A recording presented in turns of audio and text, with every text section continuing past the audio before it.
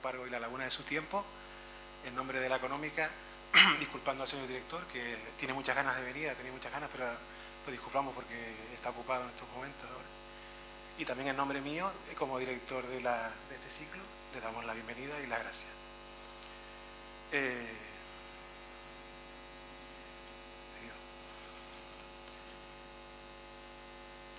Bueno, quería comentarles, perdonen, porque fue cogido como entre bambalinas, ¿no? La idea de que viniera a hablar hoy aquí.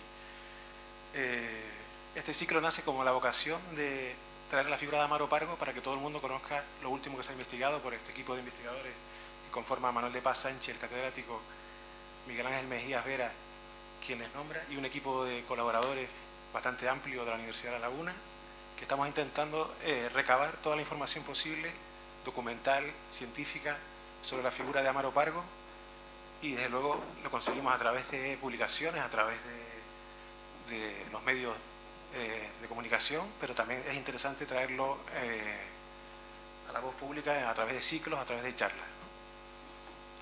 Quería comentarles también que existe la posibilidad en este ciclo de, con una hoja de certificación que está a la entrada, de poder pedir un certificado de asistencia, si les parece interesante, al tema de las charlas, ¿no? Haber asistido a las charlas. El ciclo lo comienza hoy el profesor contratado de Geografía, el doctor en Geografía Miguel Ángel Mejías Vera, que nos acompaña, especializado en paisaje y en tecnología de la información geográfica. El profesor contratado en el área del análisis geográfico regional. El título de la charla, Reconstruyendo el paisaje. Es un título muy bonito porque él va a hablar sobre la zona del Rosario, que es una zona que a Amaro Pargo le tuvo una predilección muy especial, y entonces Miguel Ángel Mejías va a tratar de acercarnos a ese espacio de una forma, pues desde el punto de vista de un geógrafo y de un profesional sobre ese espacio y sobre esa época. Esperamos que sea de su interés y muchas gracias de nuevo por su asistencia.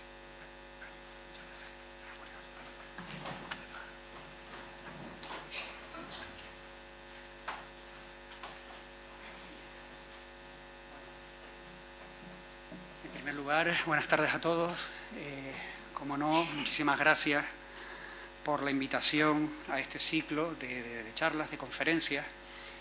Gracias a Daniel por la invitación, gracias a esta institución también por tener la oportunidad de estar en este ámbito, ¿no?, que es tan interesante, tan importante para nuestra sociedad, ¿no? Yo quiero comenzar la charla. Va a ser una charla muy gráfica, absolutamente gráfica, porque soporto fundamentalmente lo que hemos investigado durante este tiempo en la cartografía, ¿vale? Cartografía, fotografía, gráficos, y todo relacionado, interrelacionado, como no podría ser de otra manera, y por supuesto gracias a la labor de otras personas que están trabajando en el mismo proyecto de otras disciplinas. No soy especialista en historia, indudablemente, tampoco soy especialista en el siglo XVIII, pero de alguna manera hay algo que es en común a todo ello, que al final el paisaje es la reconstrucción social a través del tiempo de cualquier territorio, y ahí sí tenemos ese punto de encuentro, ¿no? Entonces, por eso un poco también la presentación muy escueta, muy sintética de este gráfico que aparece en la pantalla, y que he decidido ponerlo de esa manera, ¿no? Es un espacio en que estuvo habitado, que ha tenido transformaciones a lo largo, por supuesto, más intensas a lo largo de los últimos 500 años, mucho más intensas en el presente siglo o en el anterior siglo, pero que en todos los casos, y en una parte pequeña, porque realmente, ya lo veremos hoy, lo veremos mañana, esta figura, Amaro Pargo, es una figura que realmente en esa parte del siglo XVIII fue importantísima, y trató, de alguna manera, de adquirir buena parte de ese territorio colindante a esta ciudad, y no solamente desde el punto de vista de las tierras, sino también desde el punto de vista del agua. Y creo que eso es muy importante, ¿no? Entonces, es una fracción que justamente también está en el centro de todo el proceso. Es la mitad entre prácticamente la conquista y la actualidad. Entonces, también es difícil, desde el punto de vista de la reconstrucción, desde el punto de vista, vamos a llamarlo cartográfico, el llegar hasta ese punto. Pero no lo es desde el punto de vista de las referencias literales, y especialmente lo que están trabajando el resto de investigadores. que es precisamente pues, todos los documentos de compra-venta producidos en esa época, y que, sin duda, y como una aspiración, por lo menos mía, personal también, de poder llegar un poco más atrás y llegar al menos hasta el proceso de los repartos, ¿no? Yo creo que eso nos va a ayudar a comprender no solamente esa franja, digamos, del siglo XVIII, sino también seguramente a comprender lo que está sucediendo en la actualidad. Y en ese viaje, en ese tránsito, es lo que he tratado yo un poco de estructurar el discurso que trato un poco de hacerles llegar hoy, ¿no? Decirles también que es una investigación que está en proceso, es decir, no está acabada, no está finalizada. Lo bueno, como decía también Daniel, es que según hemos ido teniendo material, documentos, se ha ido publicando, se han ido comunicando a través de foros como este. Y eso es muy interesante para apoyar lo que se está haciendo y también para darlo a conocer en todo momento, ¿no? Y al mismo tiempo, obviamente, alentador, ¿no? El poder investigar e ir tratando de dar a la luz todo este tipo de cuestiones. Sin más, parto de este punto. Este punto es un mapa construido a partir de simplemente el índice de partidas de bienes que componen el mayorazgo primero y segundo que aparece en uno de los últimos volúmenes publicados de este trabajo. En esa relación, casi en ese índice, va indicando una serie de lugares clave. Y lo que pongo simplemente es una representación como un pequeño mapa de densidad en función a los lugares, no la superficie, pero sí los lugares donde va adquiriendo ese tipo de propiedades. Tanto tierras como viñas, como casas, como sitios. En tonos azules están viñas, tierras, en tonos rojos están sitios y casas.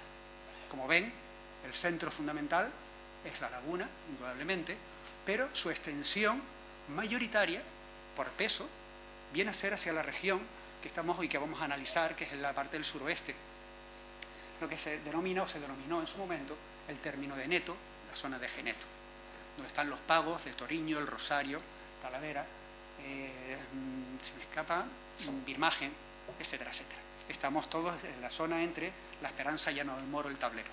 Hay un triángulo ahí clave que es muy importante.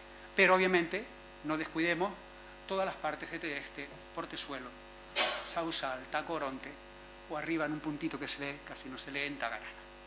Vale. Y esto es una parte, insisto que es muy grosero aún, porque en base a esta información vamos, digamos, interiorizando y yendo al detalle lo más posible, a la escala más adecuada, para poder construir en la medida de lo posible esas propiedades con una mayor claridad, definición, delimitación, si llega al caso, ¿no? Lo que hemos trabajado más profundamente, o lo que yo he trabajado más profundamente, para ser más concreto, es justamente la mancha que se ve más al sur.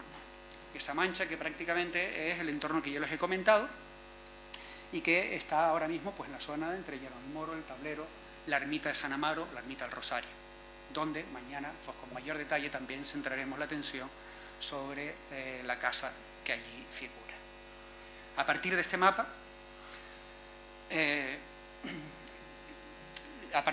empezamos a entablar un poco todo el proceso de trabajo. El proceso de trabajo, insisto, sin ser especialista obviamente en estos temas y en esta época, indudablemente a partir de las reuniones, del feedback que teníamos con los otros investigadores, me iban filtrando material de esos documentos de compra-venta en el que aparecían elementos sustanciales, que son fundamentalmente los toponímicos, y referencias muy claras como puede ser el Camino Viejo de Candelaria, como pueden ser las distintas montañas que allí se encuentran, algunos barrancos, con la problemática también de las denominaciones, en este sentido de los tramos de los distintos barrancos que tienen denominaciones diferentes y que pueden haber variado entre el siglo XVI, XVII, XVIII a la actualidad, ¿no? Entonces, bueno, dentro de esa complejidad y por supuesto también a quien se compra. Muchas veces los límites estaban en la parte baja muy clara, el Camino de Candelaria, pero hacia esta ciudad o hacia Candelaria con los linderos de tal persona. Ya es más complicado si no tenemos el proceso anterior, pero sí por lo menos podemos figurar el entorno en el cual se encuentran, ¿no?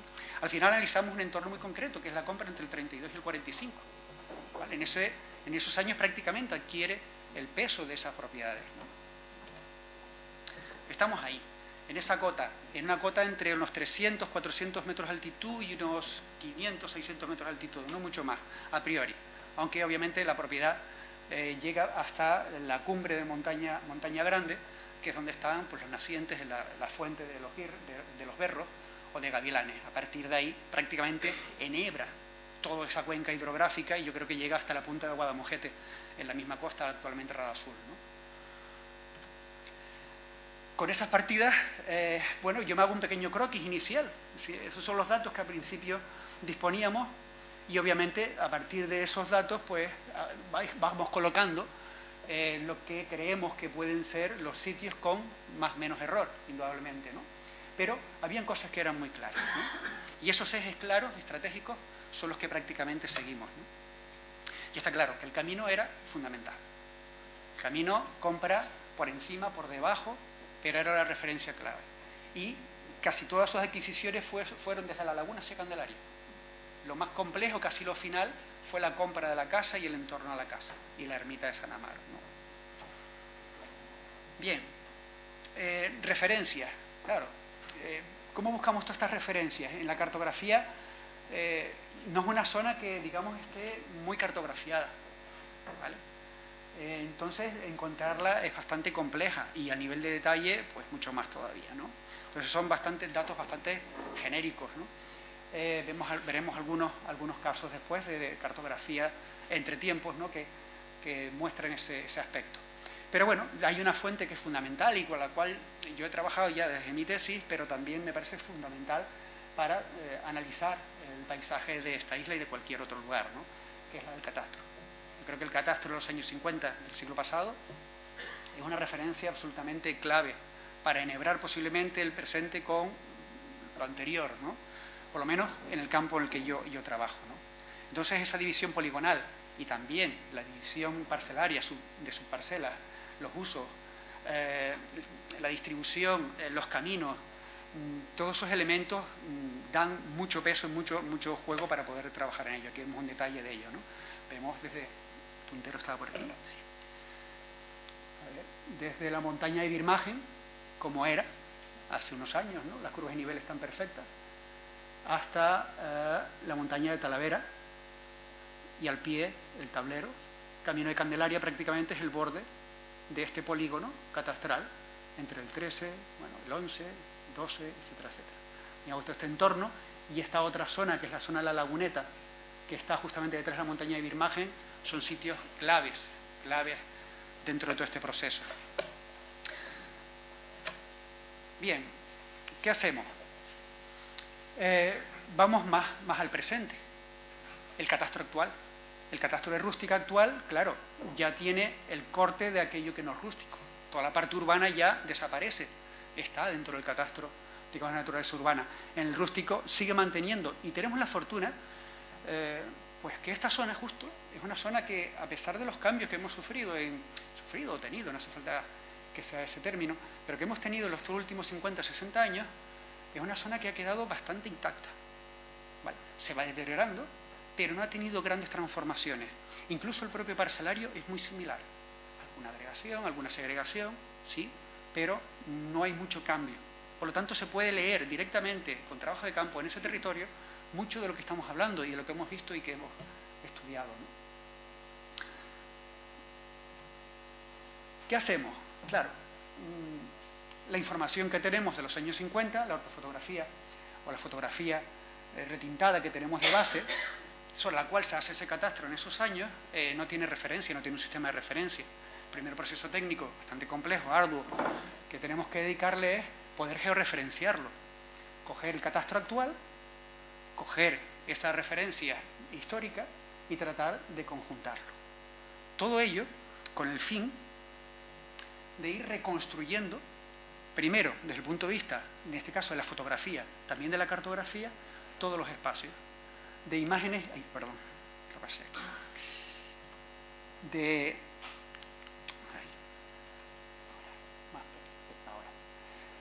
el original no tiene referencia, no está norteado, simplemente tenemos un documento en el que aparece el polígono. De hecho, cada una de estas fotografías solamente tiene el parcelario dentro del polígono, lo que está fuera del polígono no tiene nada.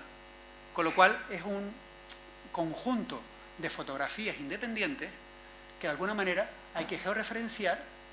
Aquí está ya georreferenciada, después cortada. Es que el dedo mío es más ancho. Es más ancho, voy a hacer así, a ver. Ahora para el siguiente, perdón. Ahora. Y ahora. Después, cortarla, recortarla lo más preciso, no preciso porque dejo un pequeño margen, ¿vale? Para poderla solapar con la siguiente. El conjunto, en este caso, creo que hay unas 13, 14 hojas de este sentido, unidas, pues forman ese conjunto. Que esto tiene obviamente que ser mucho más extenso. Vale, esa es una primera fase. ¿Qué se quiere obtener con todo esto? Al final es crear un modelo de datos que nos pueda servir para hacer múltiples análisis, partir de diversas hipótesis, líneas de trabajo, ¿no? Pero que estén, digamos, sistematizadas, que no estén aisladas, que no esté la información por un lado de una época, de una institución, sino tratar de que es un poco también el objetivo, una parte del objetivo del proyecto, trabajar sobre esa metodología de sistematización de esa información que nos ayude a construir o reconstruir ese paisaje. Entonces, una cosa con la otra tiene la vinculación y al final todo queda registrado, a ver si lo hago bien, en cada una de las líneas. Cada una de las líneas es un registro, es un objeto geográfico, es un polígono, es un punto, es una línea, un tramo, depende el nivel de análisis que queramos. Y todo lo demás, todos los ítems, van a ser caracterizaciones de ese objeto. ¿Vale? Y lo que queremos hacer es eso precisamente, y en lo que estamos trabajando es en eso. He puesto este pequeño ejemplo. Una de esas hojas, he hecho un zoom, y vean que en la base aparece como parcela número 42, que es la que aparece en el catastro del 56. Pero en la actualidad, el nuevo catastro revisado ya es la 43. Hay un cambio. Bien, pero sé que es esta y que prácticamente no ha sufrido ningún tipo de modificación. ¿Vale? Entonces, lo que estamos en ese diseño, esto seguramente cambiará o mejorará, es tratar de hacer ese histórico en la propia base de datos. ¿Vale? Esta parte es la más conocida, es la más actual, hasta aquí, pero después ya podemos empezar a poner las anotaciones que correspondan a la base del 56. Parcela 42, polígono 13, cultivado, visitando, ¿no?, las propias listados de características de la época, pero también podemos construir otras referencias. Esta zona posiblemente no es exactamente esta parcela, pero sí el entorno inmediato donde está esta parcela incluida formaba parte de esta data, 779-20. ¿Vale? Y eso ya nos lleva a cuándo es la fecha de la data. Y posiblemente, si pongo a quién la compró o a quién se la otorgó, etcétera, etcétera, etcétera, ¿no? Pero también me voy al siglo XVIII, vamos a hablar en la época de Amaro ya. Bien, esta es la, digamos, PN, partida notarial, protocolo notarial, gracias. Protocolo notarial número no sé cuánto, en el que figura justamente que esta zona, que esta parcela está incorporada, que se compra en este año, en esta fecha concreta, que está cultivada o está destinada a esto. Lo veo aquí. Voy a poner perdón. Que está en el Tábulo de Talavera, escrito en la época, en este caso con medio, y el vendedor fue Rodrigo Pérez. Solamente con esto háganse una idea de la cantidad de datos que aparece por cada protocolo notarial o data o cualquier otro documento que pueda haber en cualquier otro momento de la época que podamos incorporar a esa parcela. Por lo tanto, ahí está el registro y después es de utilidad. La suma seguramente de la data o la suma de toda la parcela, que seguramente son ámbitos mayores, se van agregando a las distintas parcelas que ahora mismo está partido, ¿no? Hasta que se pueda llegar a la agregación. Entonces podemos tener, si no exacto, insisto, podemos tener una aproximación muy clara de distintos procesos de esa propiedad a lo largo de la historia. Yo creo que eso es una de las cosas claves que estamos intentando, pues, dentro del equipo, pues, trabajar, ¿no? Y después llega, bueno, pues, lo que es el geodiseño, ¿no? Un poco la tendencia actual, ¿no? De tratar de utilizar ya modelados 3D, en este caso utilizando nuevas tecnologías que tienen muchas referencias, o sea, tienen muchos datos datos más precisos, en este caso son datos LIDAR. Hasta hace nada pues estamos trabajando con la curva de nivel, hacíamos los modelos digitales del terreno, los modelos de sombras, etcétera, etcétera. Ahora, con esta otra, pues nos va a permitir tener mayor precisión. Y la idea es un poco reconstruir por lo menos lo que es la cuenca de este barranco. Y esta es la cumbre, prácticamente en montaña, estos picos las flores. Y a partir de ahí ven cómo derrama y hacia dónde penetra.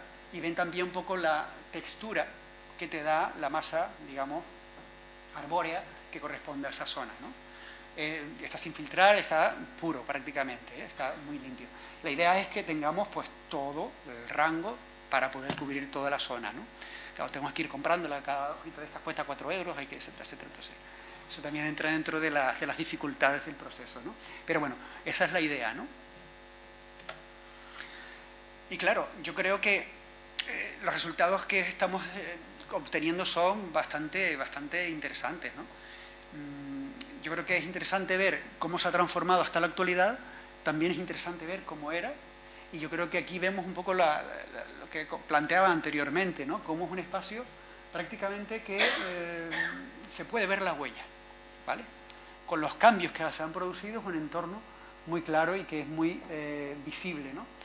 Tenemos, atrás no lo ven, pero los hitos, aquí estaría la montaña de Birmaje, Carabela, y el camino de Candelaria, que aquí se ve un poquito el trazado, y que viene prácticamente desde la laguna, pasa por delante de aquí, sigue hasta la casa que está en este entorno, ¿vale?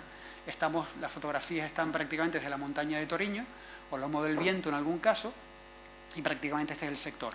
Montaña de Jagua, hito, icono de mucho interés, el núcleo del tablero que está al pie de ambas, Machado, etcétera, etcétera. Detalles del anterior.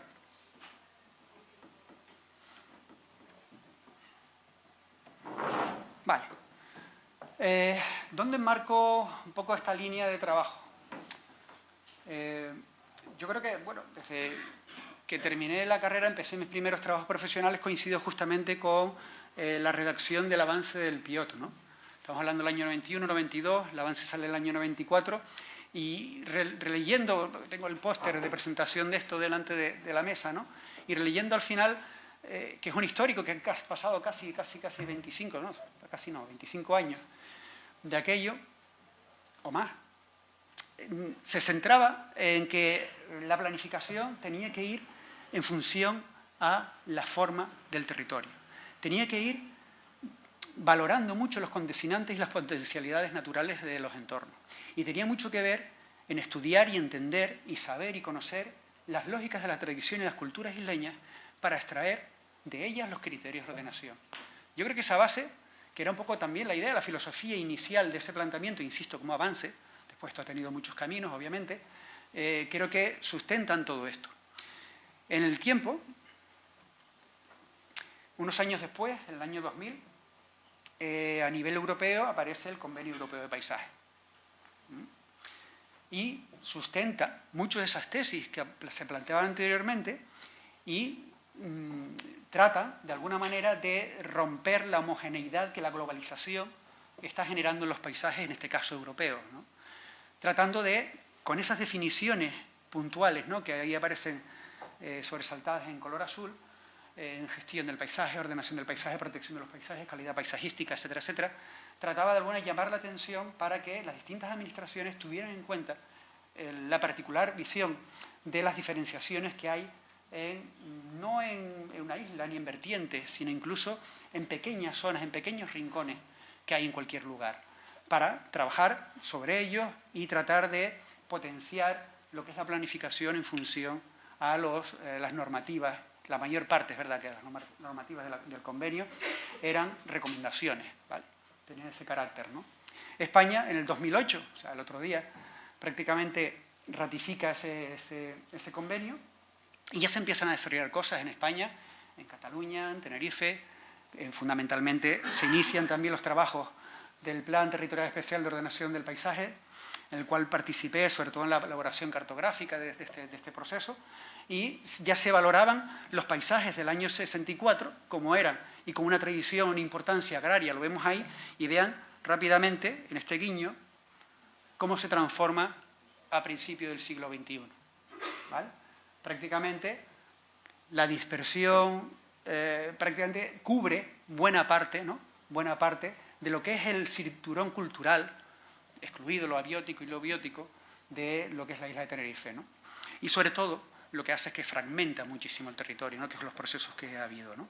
Bien, bueno, esto es un documento, hablo desde un histórico, ¿no? Que yo me he ido involucrando en determinadas digamos, procesos dentro de este tiempo, como puede ser el PIOD, como puede ser este plan especial, como pueden ser, y a partir también de la Convención Europea de Paisaje, algunas acciones de sensibilización y de educación en paisaje, de intervenciones directas con la población, que es una de las claves fundamentales del paisaje. Trabajar con la población, con la gente que vive en esos lugares, que ellos decidan realmente cómo quieren que sea su lugar de residencia, ¿no? Y de estar.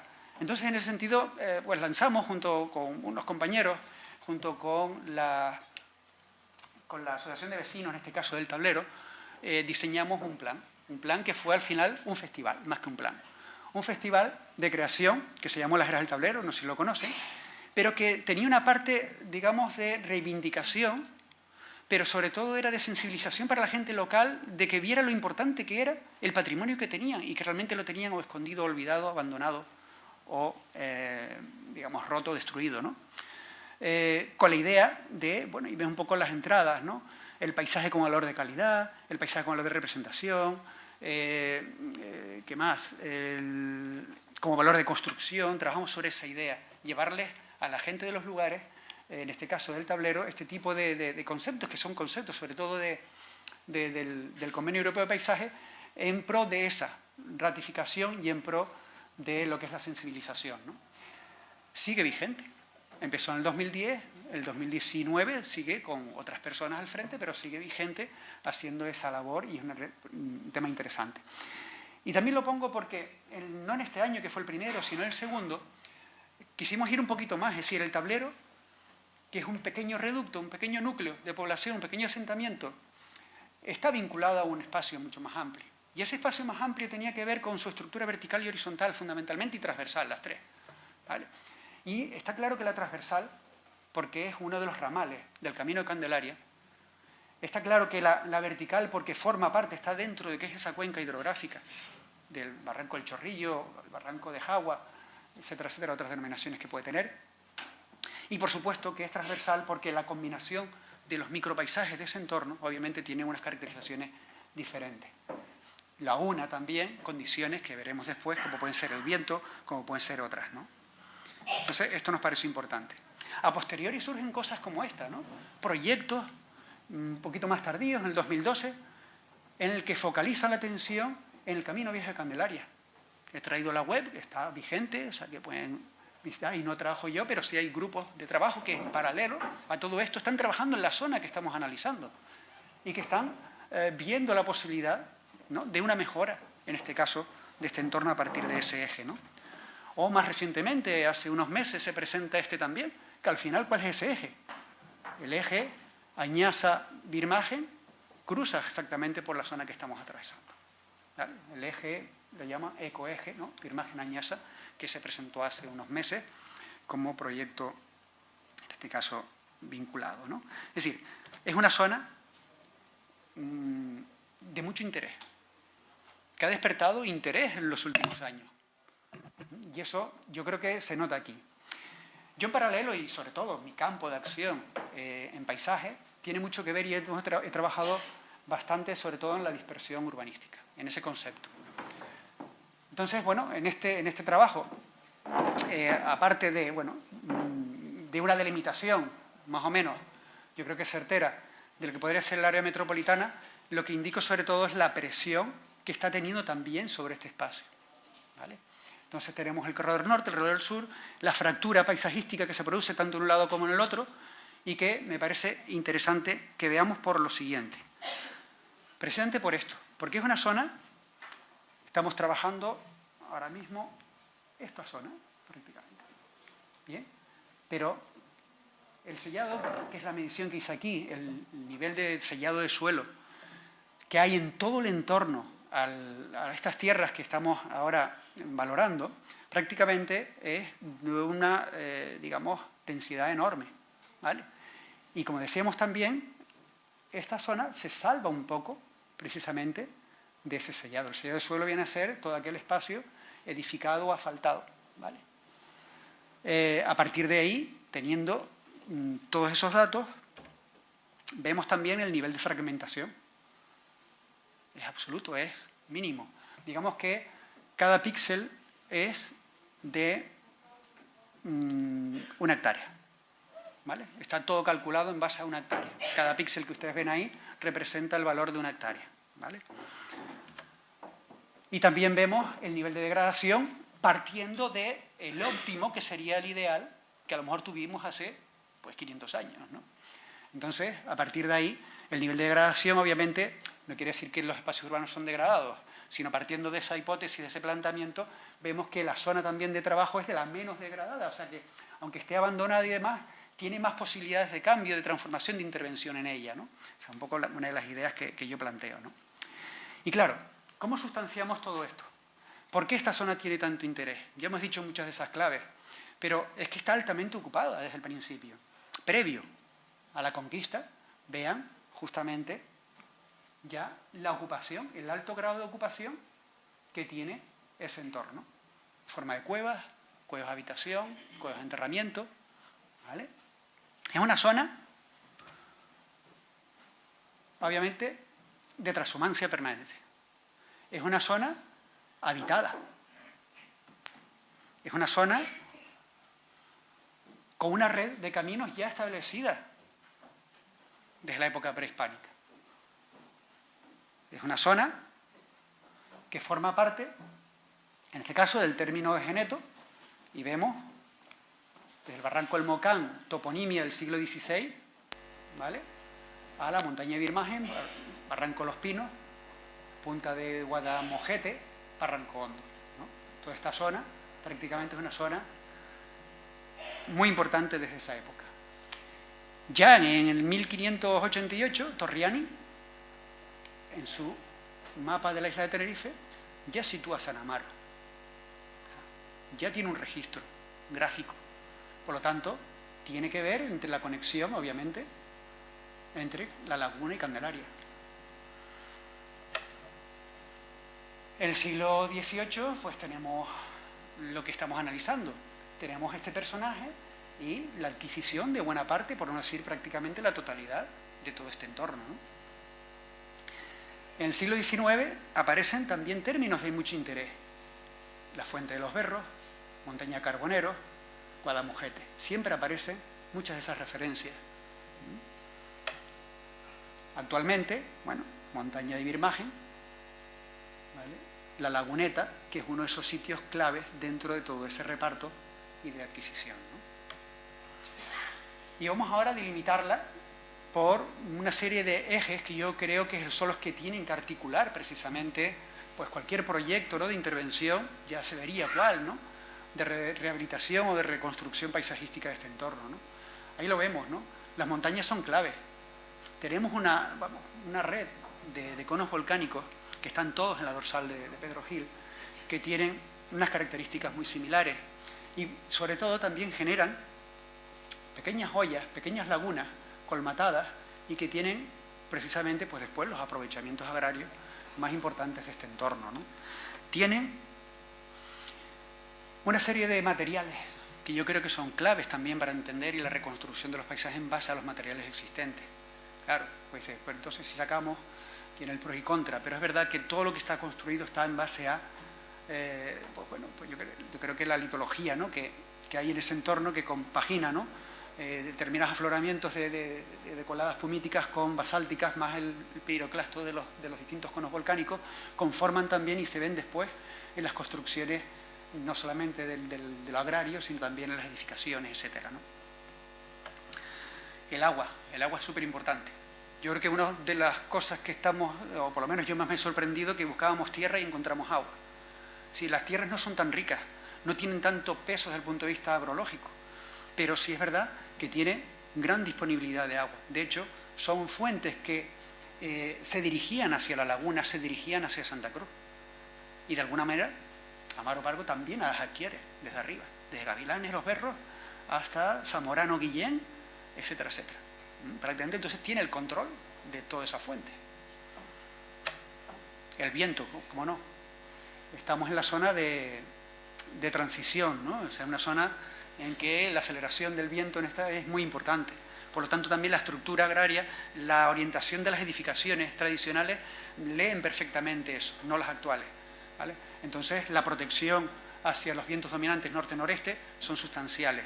Y de hecho también, aunque es un poco particular la que he puesto, los setos vivos, la utilización de setos vivos, vamos, esto es el 56 y vemos, sobre todo en la otra diapositiva, en la parte de allá, la disposición de esos setos en forma de higueras, fundamentalmente, o tuneras o otros para protección en parte del viento, ¿no? La red de caminos, lo vimos, desde la época de transhumancia hasta la actualidad, más en esa época que ahora, porque prácticamente se está destruyendo, en el proceso de construcción se está destruyendo parte de los caminos, las serventías se destruyen y quedan solamente algunas de ellas, ¿no? Entonces ha habido procesos de cambio muy importantes, pero hay una red enorme, obviamente. Una zona de fácil acceso también hacia las zonas más altas de pastoreo, ¿no? Y esas quedan todavía vigentes, ¿no? Y ahí vemos un poco esa comparativa. Vean las edificaciones del año 64, según el mapa topográfico del Cabildo de esa época. Y en la siguiente, vean la del 64 más la de la actual, ¿vale? Como un rosario, obviamente, de edificación va cubriendo y enhebrando a través, obviamente, de los caminos asfaltados que están en el entorno, ¿no? El patrimonio, pues ya lo vimos, o sea, es indudable, ¿no? Todo, yo creo que la estructura de arriba abajo en todo este periodo lo explica, ¿no? Y el futuro, bueno, pues el futuro está en que trabajos como este participan de la capacidad, de la importancia que tiene este lugar, aunque parezca que está abandonado, que parezca que no haya muchos cambios, pero que tiene una significación. Y yo creo que sobre estos datos históricos que se están planteando, sobre estos personajes de tanta importancia, también tiene que argumentarse pues la construcción de proyectos orientados precisamente a esa reconstrucción, ¿no? Y lo que viene es esto un poco, ¿no? Es decir, si ponemos la planificación vigente, habría que revisar ahora con el Plan General de Santa Cruz, con el cambio y tal, pero bueno, en principio hasta el otro día estaba así, ¿no? O sea, vean la parte de noroeste, esta es la parte del Rosario y toda esta parte es la parte de Santa Cruz, ¿no? El límite está en el Camino Candelaria, prácticamente es la frontera, ¿no?, entre el municipio, ¿no? Y bueno, pues vemos un poco, aquí solamente está en este sombreado azul, está lo urbano y urbanizable, ¿vale? Con lo cual, más la infraestructura. Y el resto, prácticamente todo o prácticamente la mayor parte del entorno en el que estamos trabajando tiene una consideración en distintas categorías de rústico, ¿no? Bien, por lo tanto, tenemos oportunidades de repensar en este sentido y que, insisto, trabajos como este, pues yo espero que sirvan para ayudar, ¿no?, a todo ello, ¿no? Pues nada más, esto es lo que yo tenía que decirles sobre esto, apoyados en el trabajo que han hecho mis compañeros Manuel de Paz y Daniel, entre otros, y nada, muchas gracias por su atención.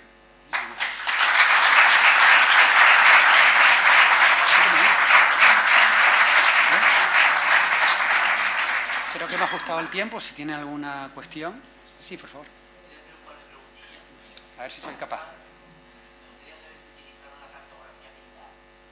Utilizamos la base que estoy utilizando de momento, es la cartografía topográfica que nos da GrafCAM, ¿vale? No utilizaba la militar.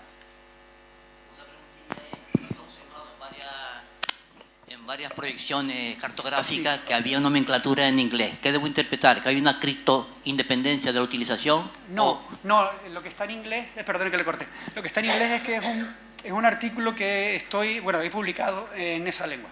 Entonces he utilizado esa, pero básicamente por eso.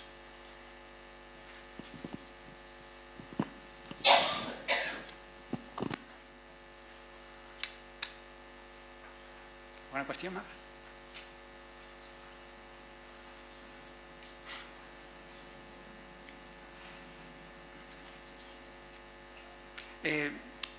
Como decía, es un proceso de investigación. Ahí, bueno, es que he descubierto muchas cosas, estoy descubriendo un montón de cosas.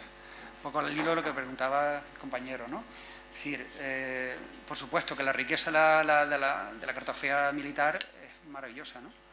Yo creo que la que utilizamos, que está digitalizada fundamentalmente, la de GrafCAM en este caso es la del 2004-2006, es una cartografía que yo supongo que, sobre todo la parte toponímica, va construyéndose a partir de todas esas referencias, ¿no? Con los errores, obviamente, que existen. Hay otros trabajos topográficos, toponímicos, Piccola los Barrancos, súper interesante, que se ha hecho desde el Consejo Insular de Aguas, ¿no? Yo creo que ahí he bebido algunas cosas de ese material. Hay otras referencias con las cuales también me he ido apoyando, pero yo creo que como está en constructo hay muchas cosas que tienen cabida y yo creo que van a redundar en la mejora, obviamente, de toda esa información, sin duda. El problema es encontrar cartografía previa al siglo XIX, ¿no? O XX, ¿no? Aún así, casi todos los protocolos notariales, esas referencias toponímicas están en esa cartografía, casi todas.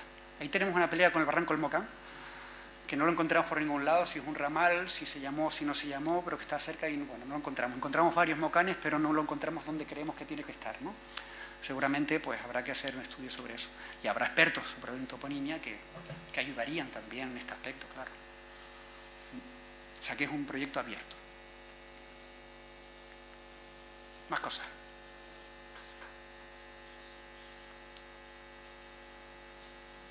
Sí, perdón. ¿Esos estudios van a servir para que se proteja mínimamente el patrimonio que hay en toda esa zona? Mínimamente. Algo. Porque es que no tenemos protegido nada en el papel.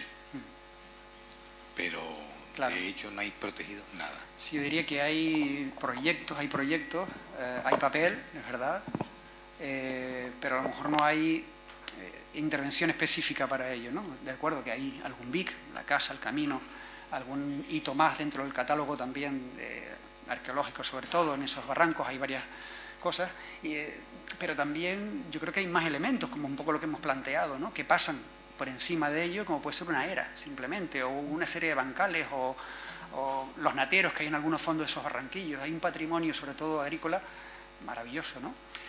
¿Se va a proteger? Hombre, este estudio no está vinculado a ningún proyecto vinculado a eso, ¿no? Es decir, a que algún tipo de plan de alguna institución tipo Cabildo Gobierno de Canarias esté planteado. Es un trabajo independiente, pero yo creo que puede servir precisamente para que si existiese, obviamente tiene la documentación, tiene la base de apoyo, ¿no? Que es la base científica, técnica que estamos tratando de aportar, ¿no? Y evidencias, sobre todo históricas, que hasta el otro día no se conocían. Ahí pueden dar fe Manuel o Daniel, ¿no? Sobre ello, ¿no? Con lo cual reivindica mucho, ¿no? Ese espacio y a este personaje, ¿no? Ojalá.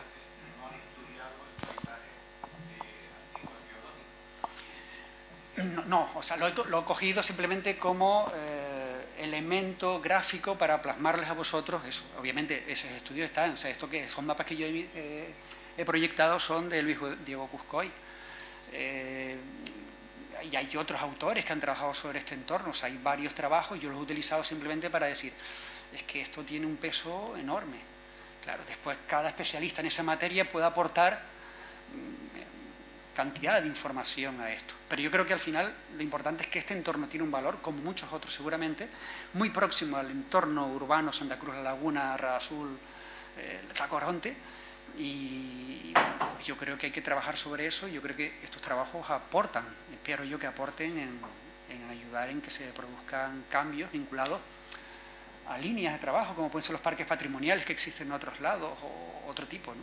O los paisajes culturales, que la propia UNESCO tiene una partida en eso, ¿no? O sea, no solamente en los lugares concretos, sino todos los entornos que justifican muchas veces esos hitos concretos, como puede ser la laguna, es el rodeo que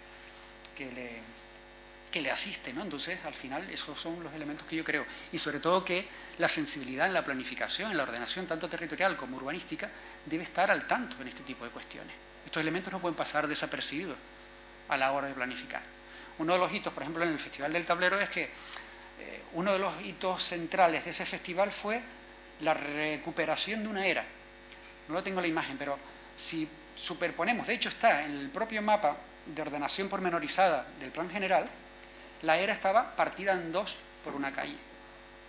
Entonces, lo que hicimos fue intervenir precisamente en esos espacios, hacerlos visibles, es decir, es que no puedes partir esta era que forma parte de todo este conjunto, a lo mejor puedes hacer la calle en otra dirección, en otro sentido, en otro lugar, que bordee, que sea fiel a la forma del territorio. Es otra forma, pienso yo, es mi forma de verlo, de hacer un poco la ordenación o la planificación, ¿no? Ser más sensible, más de bisturí, no de trazado de raya. Y obviamente para ser bisturí tienes que estudiar muy bien el lugar. ¿Seguro? Usted seguro lo conoce mejor que yo, seguro. Sí, sí, de verdad. Sí, el catálogo está hecho y...